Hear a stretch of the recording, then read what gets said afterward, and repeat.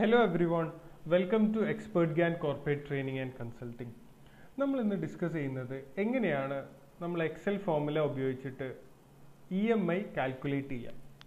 അതിന് നമുക്കിപ്പോൾ loan എമൗണ്ടും rate of ഇൻട്രസ്റ്റും അതേപോലെ നമ്പർ ഓഫ് റീപേയ്മെൻറ്റ് പീരീഡ്സും അറിയാമെങ്കിൽ നമ്മൾക്ക് ഒരു ലോണിൻ്റെ EMI എത്രയാണ് നമുക്ക് എക്സൽ ഉപയോഗിച്ചിട്ട് ഈസി ആയിട്ട് കാൽക്കുലേറ്റ് ചെയ്യാൻ പറ്റും.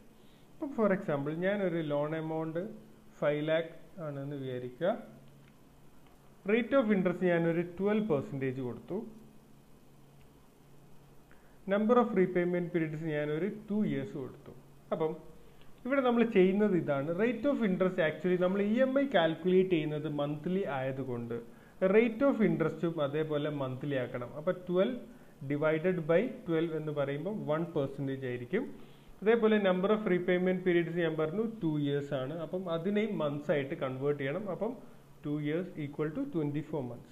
അങ്ങനെ വരുമ്പോൾ നമുക്ക് EMI കാൽക്കുലേറ്റ് ചെയ്യാൻ വേണ്ടി യൂസ് ചെയ്യുന്ന ഫോർമുലയാണ് equal to PMT. Type press ചെയ്യുക.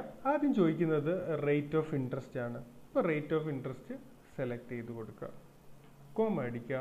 അടുത്തത് ചോദിക്കുന്നത് നമ്പർ ഓഫ് റീപേയ്മെൻറ്റ് പീരീഡ്സ് ആണ്. Number of repayment period select ചെയ്ത് കൊടുക്കുക, കോമ.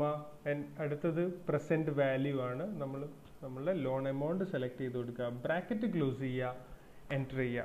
അപ്പോൾ നമുക്ക് നമ്മളുടെ റിസൾട്ട് കിട്ടും. ഇതാണ് ഒരാൾ ഒരു 5 ലക്ഷം രൂപ 2 വർഷത്തെ കാലാവധിക്ക് ലോൺ എടുത്തു കഴിഞ്ഞാൽ അയാളുടെ റേറ്റ് ഓഫ് ഇൻട്രസ്റ്റ് ആനുവലി, അതായത് ഒരു വർഷത്തിൽ 12% ആണെങ്കിൽ അവരുടെ EMI എമൗണ്ട് വരുന്നത് 23,536 rupees 0.74 സോ ഇവിടെ നോക്കേണ്ടത് EMI നെഗറ്റീവിലാണുള്ളത്.